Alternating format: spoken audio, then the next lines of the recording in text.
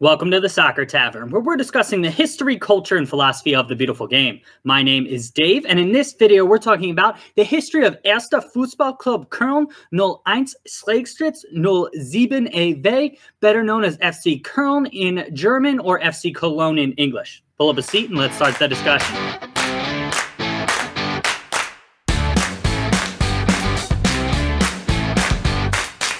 FC Köln is located in the western part of the city of Köln, or Cologne in English. Cologne is located in the western part of Germany. The club currently play in the Bundesliga, and its home ground is called the Rhein-Energiestadion. The stadium opened in 2004 and holds about 50,000 people.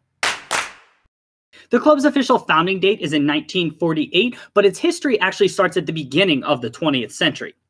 In June of 1901, the Kölner BC Club was formed as its founders broke off from the FC Borussia 99 Köln Club. A few years later, the Sportverein Sulz 07 Club was formed in 1907 in the neighborhood of Sulz in Cologne.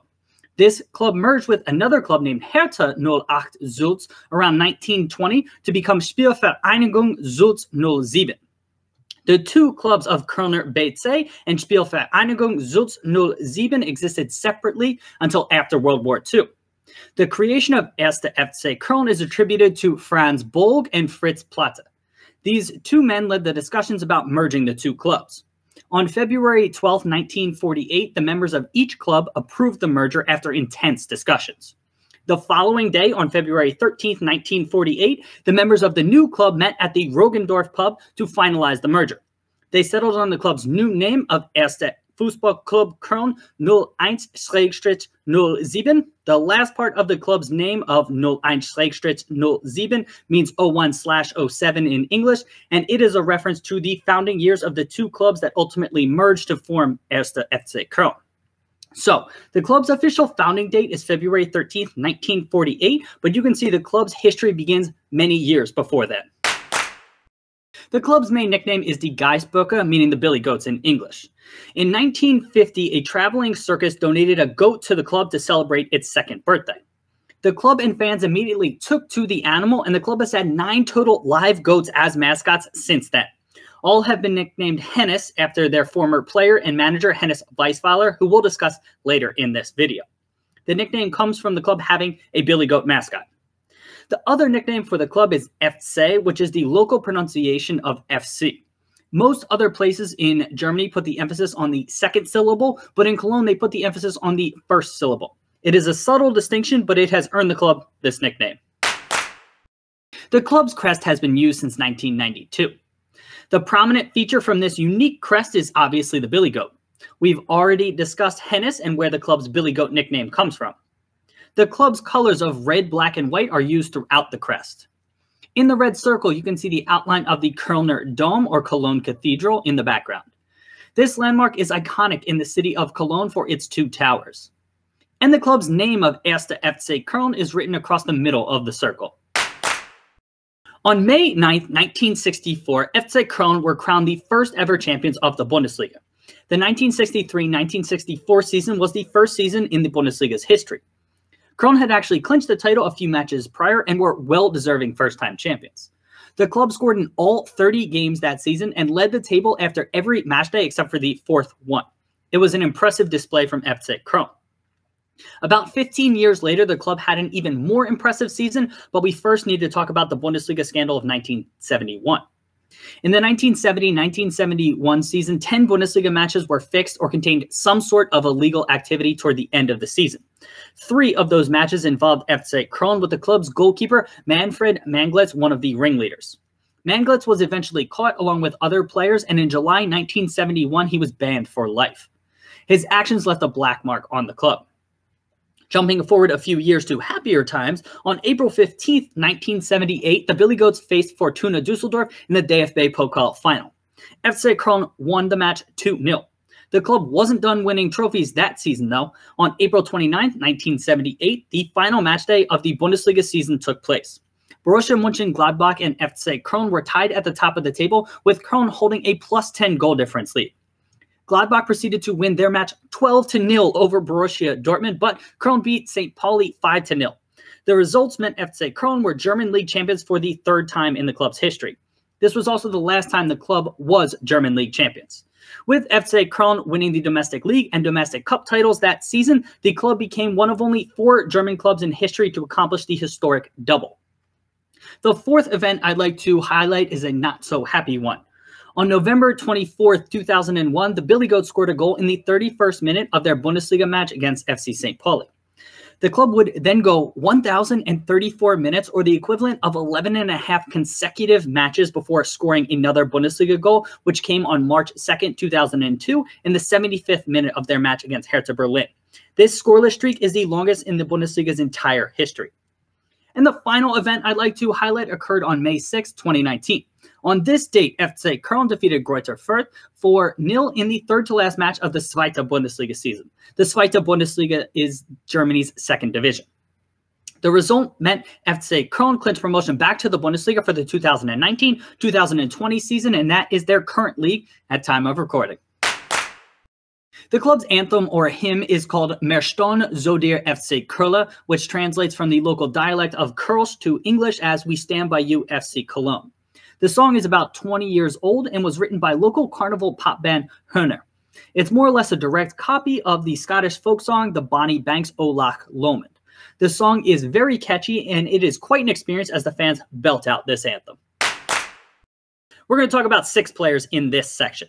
Hans Schäfer joined the club in its inaugural year of 1948, and FC Köln would be the only club he'd play for during his career. Schäfer played in 3 World Cups, winning the 1954 World Cup with West Germany. With Köln, he won the German National Championship in 1962 and the Bundesliga in 1964. Schäfer was named German Footballer of the Year in 1963, and he is the club's all-time leading goal scorer, with the majority of his goals coming before the Bundesliga was created. Wolfgang Overath is a club legend who is FC's all-time record appearance holder. Overath made close to 550 appearances for the club between 1962 and 1977. He won the Bundesliga once and 2 DFB Pokals with the club before he retired. He also won the 1974 World Cup with West Germany. Johannes Löhr is the club's all-time top scorer in the Bundesliga era. Löhr was a longtime teammate of Overath and won 1 Bundesliga as well as 3 DFB Pokals with FC Köln. He was one of the best goal scorers in the Bundesliga during his career. Harold Schumacher, more commonly known as Tony Schumacher, was a standout goalkeeper who spent the majority of his career with Köln. Schumacher was the starting goalkeeper as West Germany won the 1980 European Championships, and he was widely considered one of the best goalkeepers in the world during his career. He won 3 major trophies with FC Köln and was named German Footballer of the Year twice while with the Billy Goats. Like most of the players we've previously mentioned, Dieter Müller spent the majority of his career with FC Köln, though it wasn't quite as long as those we've already discussed. He is arguably the most lethal goal scorer in the club's history, though, as he once scored 7 goals in a single Bundesliga match that is still an all-time record. Müller is also the only FC player to be the top scorer in a Bundesliga season on more than 1 occasion. And the final player I want to mention here is Lukas Podolski, who began his professional career with the club. Unlike all of the other players mentioned, Podolski only played for FC Köln for a handful of seasons before moving to Bayern Munich. Still, he is a beloved player who actually came back to the club after his time with Bayern for a few more seasons before moving on to Arsenal in England. He was one of the best German attackers throughout the majority of his career, which is actually still active at time of recording. He is playing in Japan. He won over 100 caps for the German national team and won the 2014 World Cup. I'd like to highlight 4 managers here. The greatest manager in FC Köln's history is Hennes Weisweiler. Weisweiler managed the club over 3 different stints from 1948 to 1980.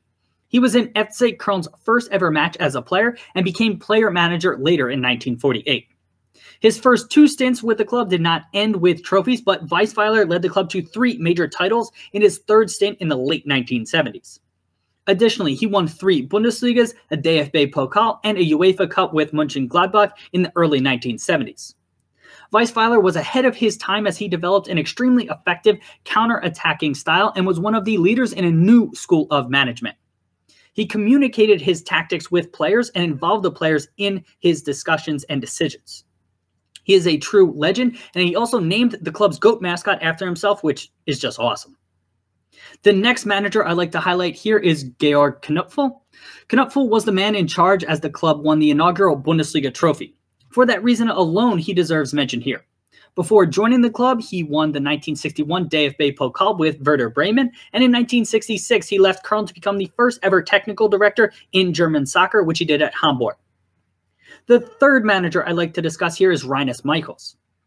Though Michels only won one major trophy with FC Köln, the 1983 DFB Pokal, he is widely considered one of the greatest managers in soccer's history. He was only with the club for 3 years towards the back half of his managerial career, but Michels was one of the key people that helped revolutionize Ajax, the Dutch national team, and FC Barcelona with total football in the 1970s. He is an absolute managerial legend and definitely deserves mention. And the last manager I want to highlight is Peter Stöger. Stöger took over as manager in 2013 and led the club out of the second division and back into the Bundesliga. Once in the Bundesliga, Stöger helped solidify the club's position in the league and even led it back to a European competition for the first time since the 1990s. Sadly, the club started poorly in the 2017-2018 season, which caused Stöger to be fired by December 2017. Still, he is fondly remembered by FC supporters, and I wanted to at least mention him here. Köln's main rivals are Borussia Mönchengladbach, but I also want to briefly mention Bayer Leverkusen and Fortuna Düsseldorf as at least minor rivals. Both the Leverkusen and Düsseldorf rivalries stem from those clubs being located in the same area as the city of Cologne. Matches between Bayer and FC Köln have gotten heated, with hooligan fighting often a problem, so this is definitely a rivalry. And the Fortuna Düsseldorf rivalry stretches back to the 1970s and 1980s when both clubs were competing at the top of the Bundesliga table. It still has elements of a rivalry and thus deserves mention here. But FC Köln's fiercest rival is Borussia Mönchengladbach. The two clubs are each located in the Rhineland region of Germany, and matches between the sides are called the Rheinische Derby in German or Rhine Derby in English. The two first met in 1962, and Köln was the stronger side in the early days before the Rhine Derby really heated up in the 1970s. Both Köln and Gladbach competed for trophies during this time. One of the most notable incidents came in the final match day of the 1977-1978 season when the two weren't even playing. We've already discussed that in our important events section. Both clubs have gone through ups and downs since the 1970s, but this derby has remained heated. The proximity of the two clubs has likely been the main contributing factor to that, with this rivalry being recognized as one of the most intense in all of Germany. The stats and records we're about to discuss are as of November 2019, which is when we are recording this video. The Billy Goats have played 48 seasons in the top flight in their history. The club has 7 major trophies, including 4 DFB Pokals or German Cups, 2 Bundesliga titles, and 1 German National Championship, which was won before the Bundesliga was created.